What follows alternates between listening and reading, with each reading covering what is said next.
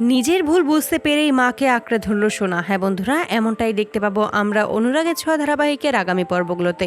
দীপাকে যখন হসপিটালে নিয়ে আসে তখন ডক্টররা বলে যে ওনার হার্টের ওপরেই গুলি লেগে আছে, এটা হার্টের ডাক্তার ছাড়া আমরা কোনোভাবেই সার্জারি করতে পারবো না। তবে এই মুহূর্তে এইখানে আমাদের হসপিটালে হার্টের কোনো ডাক্তার নেই, তারা আসবে তবে সকালের ফ্লাইটে। এতে করে সবাই চিন্তায় পড়ে যায়, কে কি করবে কিছুই বুঝতে পারে না। যেভাবেই হোক দীপাকে তাদের বাঁচাতেই হবে। রূপা কান্নায় ভেঙে পড়ে আর বলে সবকিছু হয়েছে বাবার জন্য। কৃষ্ণ তখন রূপাকে শান্ত করে বলে যে তুমি এখন শান্ত হও, রাগের মাথায় তুমি এসব কি বলছো, তুমি তো সবটাই দেখলে।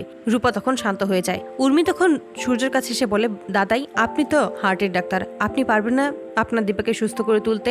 বলুন না দাদাই, আপনি পারবেন, আমি জানি আপনি পারবেন। তখনই সোনা বলে, বাবা তুমি চেষ্টা করো, তুমি নিশ্চয়ই পারবে মাকে সুস্থ করে তুলতে, একমাত্র তুমিই পারবে, আর কেউ পারবে না। সূর্য হঠাৎ করে চিন্তা করতে থাকে সে কি করবে, তারপর সেখান থেকে চলে যায়। অপরদিকে প্রবীর তখন কান্নায় ভেঙে পড়ে। তখনই রূপা ক্ষিপ্ত হয়ে যায় আর বলে যে তোমরা এখন কেন কান্না করছো, তোমরা তো এটাই চেয়েছিলে যেন মা সারা জীবনের জন্য তোমাদের জীবন থেকে চলে যায়, আর সেটাই হচ্ছে, তোমাদের তো খুশি হওয়ার কথা। কৃষ্ণ তখন রূপাকে শান্ত করে। ঠিক সেই মুহূর্তে দেখা যায় যে সূর্য নিজের ডাক্তারের বেশে চলে আসে আর এসে বলেছে, আমি ডক্টর সূর্য সেনগুপ্ত, আমি হার্টের চিকিৎসা করব, আমি এবার দীপাকে সার্জারি করাবো। তখনই অন্যান্য ডাক্তাররা বলে যে আমরাও তৈরি আছি।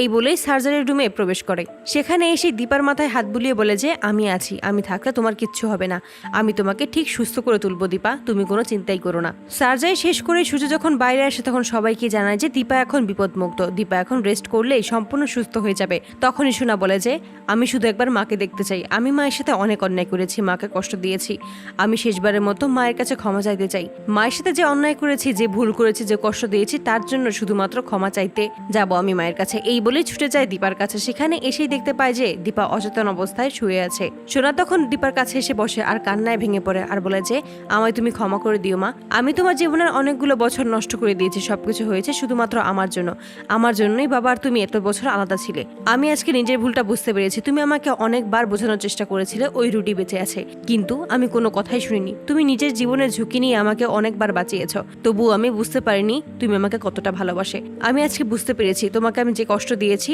তার জন্য আমি নিজেই এখন কষ্ট পাচ্ছি, তুমি আমাকে ক্ষমা করে দিও। ঠিক সেই মুহূর্তেই দীপার জ্ঞান ফিরে আসে। দীপা তখন বলে, তুই নিজের ভুল বুঝতে পেরেছিস, এটাই আমার কাছে অনেক। শোনা, আমি জানি তুই অনেক ছোট, তুই ভুল করতেই পারিস, কিন্তু তাই বলে তো আমি তোর মা হয়ে তোর হাত ছেড়ে দিতে পারি না। সোনা তখন তার মাকে আঁকড়ে ধরে আর বলে যে আমি জানি তুমি কোনোদিনও আমাকে ভুল বুঝবে না, তুমি আমাকে সবসময় আগলে রাখবে, এখন থেকে তুমি যা বলবে আমি সেটাই শুনবো। তো বন্ধুরা, তোমরা এটাই তো চাও যেন এইভাবেই সোনা নিজের ভুল বুঝতে পারে এবং দীপাকেই আঁকড়ে ধরে? কমেন্টে জানাও। আর নিয়মিত আপডেট পেতে আমাদের চ্যানেলটি এক্ষুনি সাবস্ক্রাইব করে পাশে থাকো। ধন্যবাদ।